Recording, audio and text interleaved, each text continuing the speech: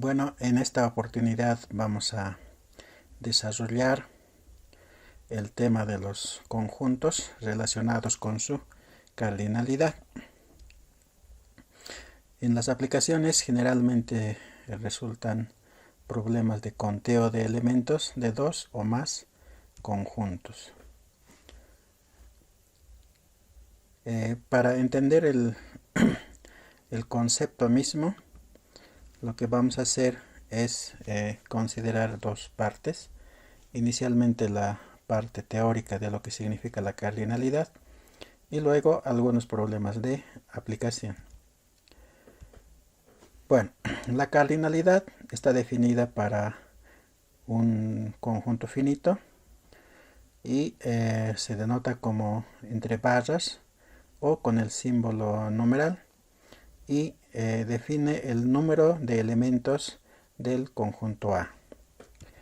En este gráfico tenemos un conjunto A con 4 elementos, ¿no? En este caso la cardinalidad sería 4. Todo conjunto está dentro de un universo. Y en esta otra figura tenemos dos conjuntos, que es lo que más ocurre. Tenemos el mismo conjunto A, tenemos otro conjunto B y puede haber, como en este caso, elementos en la intersección, ¿no?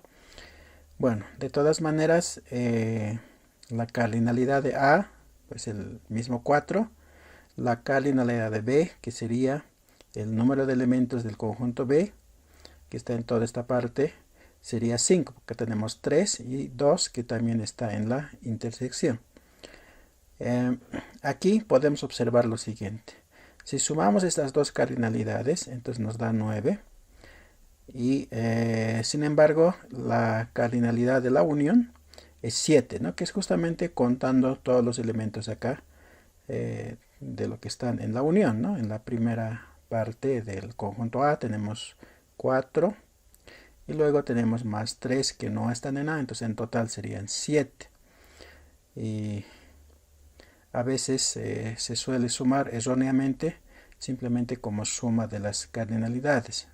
Ahí se estaría duplicando estos dos elementos de la intersección, que justamente es la diferencia de este 9 y de este 7. Bueno, hay un principio de la adición que dice que si tenemos dos conjuntos disjuntos, bueno, finitos obviamente, disjuntos, quiere decir que la intersección no existe, es vacía, entonces la cardinalidad de la unión disjunta, simbolizamos con esta U con signo más, en ese caso sí es la suma de las cardinalidades. Esto ocurre, por ejemplo, si en un curso queremos contar los varones y las mujeres, ¿no? Entonces en ese caso cada género sería un conjunto y no habría intersección entre ellos. Entonces en ese caso es usual sumar número de varones con número de mujeres, ¿no? Entonces ahí sí tenemos esta regla de la suma que se llama principio de la adición. Entonces básicamente acá el n significa el número de elementos del conjunto A y m significa el número de elementos del conjunto B.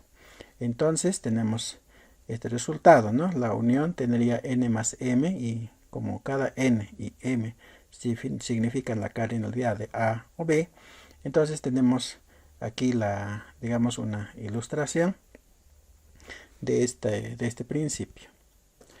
Ahora el caso general. En un caso general tenemos una intersección en el medio.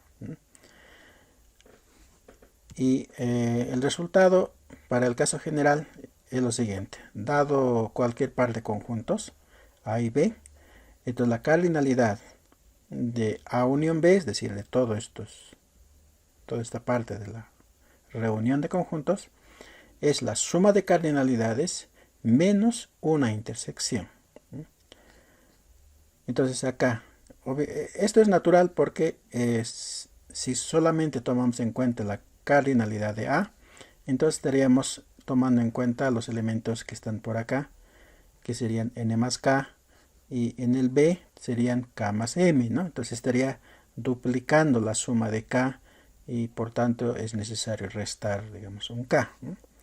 Bueno, una pequeña demostración tenemos aquí abajo. N sería el número de elementos que únicamente están en A, es decir, de esta semiluna de acá, ¿no? Y M sería el número de elementos que están solamente en B, o sea, que solamente quiere decir que están en B, pero que no están en A, entonces por eso es de la semiluna. Ese término es bien importante porque así se enuncian los problemas de conteo con conjuntos. Básicamente serían aquí A menos B, que es justamente esta semiluna, y la cardinalidad de ello estaríamos denotando con N. Lo mismo para M, ¿no? que es la otra semiluna que está dada por B menos A. Y K va a ser el número de elementos comunes o la cardinalidad de la intersección. Entonces, como acá indicamos, la cardinalidad de A sería N más K, que serían acá los números en ambas partes. Y la de B sería toda esta parte que sería K más M, ¿no? Y de la unión sería N más K más M. Bueno, en el diagrama es muy sencillo de sumar. Entonces, acá A unión B lo podemos expresar como unión disjunta de tres conjuntos, ¿no? Justamente esta semiluna de la izquierda, el K de la intersección y la semiluna de la derecha. Entonces están los tres conjuntos y al cual le aplicamos el principio de la adición y tenemos la suma N más M más K. Entonces acá sumando y restando el K apropiadamente de manera algebraica, logramos expresar acá N más K, M más K y luego menos K, que justamente compensa para que sea un solo K. Bueno, entonces con eso demostramos que justamente la cardinalidad de la unión es igual a la suma de la cardinalidad de A más de B y menos la intersección. Esa es la forma correcta de calcular o tener la cardinalidad de la unión de conjuntos. Podemos hacer una extensión para tres conjuntos, ¿no? Aquí podemos observar tres conjuntos A, B, C y los elementos en cada parte. Aquí la lectura es bien importante porque así es como se enuncian los problemas relacionados con conteo. R es la cardinalidad de la intersección de los tres conjuntos, que es esta parte de aquí, que está denotada con R. K, como antes, pero la K no suma los que están en la parte del R, de la triple intersección, ¿no? Sino solamente la parte de la intersección A y B, pero no del C. Entonces justamente por eso se expresa así, A intersección B menos C. En términos de enunciados, podemos decir comunes, ¿no? Comunes, que significa intersección, únicamente de A y B. Únicamente. Entonces está excluyendo el tercer conjunto. O más explícito podemos decir de A y B, pero no de C, ¿no? Y de la misma manera está definido P y Q, ¿no? Porque bueno, P, por ejemplo, está en la intersección de A y C, pero no B. Bueno, ahora el N solito, que sería esta, que ya no es una semiluna, sería de A, pero no de B ni de C. Eso se expresa en términos de conjuntos como está acá, ¿no? A menos B unión C. Es decir, al A le quitamos B y también le quitamos C. Entonces, los dos conjuntos forman una unión. O sea, le quitamos la unión y nos quedamos con N. Pero en los enunciados, ¿cómo se dice? Se dice así: elementos únicamente de A. O simplemente de A, pero no de B ni de C, ¿no? Es una forma también de describir esta parte rojiza. De la misma manera se ha definido el M solito y el S solito. Bueno, las letras pueden ser cualquiera, eso es una notación. Y una parte donde habitualmente no se escribe es la T, que es, digamos, los elementos que están fuera de la unión de los tres conjuntos, ¿no? Los tres conjuntos viven en un conjunto universo. Entonces la T sería número de elementos que están en unión, el universo menos la unión de los tres conjuntos. Básicamente es el complemento de la unión. Entonces, en los enunciados diríamos elementos que no están ni en A, ni en B, ni en C, ¿no? Es la forma correcta de expresarse las cardinalidades de cada parte de estos conjuntos. Bueno, un poco para escribir la expresión completa para la cardinalidad de la unión. Entonces, el resultado final está aquí abajo en rojo. Podemos notar lo siguiente, ¿no? A intersección B, por ejemplo, ¿no? Los elementos comunes de A y B, sin tomar en cuenta el C, que sería justamente esta parte, es K más R. A intersección C, que es el rojizo más este morado, entonces eso sería P más R, ¿no? Como está escrito acá. Entonces así para las dobles intersecciones. Para la triple intersección tenemos el R y solito A tiene cardinalidad, como está acá, este N, que es de esta parte rojiza simplemente, a eso hay que sumarle el K, hay que sumarle el P y hay que sumarle el R, ¿no? Esos 4 números resultan la cardinalidad de A. Lo mismo para B, ¿no? Hay que sumar estos 4 números, que sería M más Q más R más K, ¿no? De la misma manera para el C. Entonces hay partes que se están sumando 2 veces, ¿no? Bueno, entonces aquí está una pequeña ilustración, ¿no? La unión, obviamente es de acuerdo a este gráfico del diagrama de Venn, es simplemente sumar todos estos números que están acá, ¿no? Entonces sumamos todos ellos, el universo también le agregaríamos el T, y habrá que sustituir acá, como en el caso de dos conjuntos, sustituir y hacer los arreglos correspondientes, digamos, de las letras, y conseguimos esta expresión que es bien conocida, es decir, la cardinalidad de la unión es igual a la suma de cardinalidades de cada uno de ellos, menos de las intersecciones, de las 3 intersecciones, y más la triple intersección. Bueno, eso obedece, digamos, algebraicamente para las compensaciones, porque como ven acá, cuando sumamos individualmente A, B y C, entonces se estaría sumando 3 veces el R, ¿no? Y aquí las intersecciones que se están restando, que también tienen R, fíjense acá, los 3 R's en la primera parte, y vamos a restar los 3 R's aquí abajo, y finalmente va a quedar un solo R, que está en la fórmula aquí al final, para completar, digamos, la cardinalidad de la unión.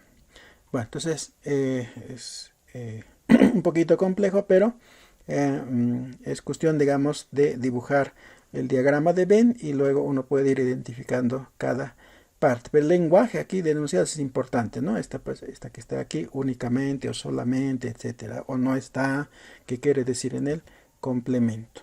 Ahora veamos un problema de aplicación. Este es un caso, ¿no? De un total, dice, de 120 personas encuestadas, 25 personas hablan inglés y francés, o sea, los dos idiomas. 40 solo hablan francés y 20 no hablan ninguno de estos idiomas. La pregunta es, ¿cuántas personas hablan solo uno de estos idiomas? Aquí no dice si es inglés o francés. Bueno, de acuerdo al grupo o las caracterizaciones que se da en este problema, se puede identificar que son dos grupos de personas, ¿no? Es decir, va a estar relacionado con un problema con dos conjuntos. Bueno, el total que se refiere al universo, ahí dice 25 personas hablan inglés, entonces es un grupo. El otro grupo es personas que hablan francés, pero en el caso de lenguajes, pues podríamos tener personas que hablan los dos idiomas. Es como ocurre aquí. 25 personas hablan los dos idiomas. Algunos solo hablarán inglés, otros hablarán solo francés y el resto no hablará ninguno de ellos, ¿no?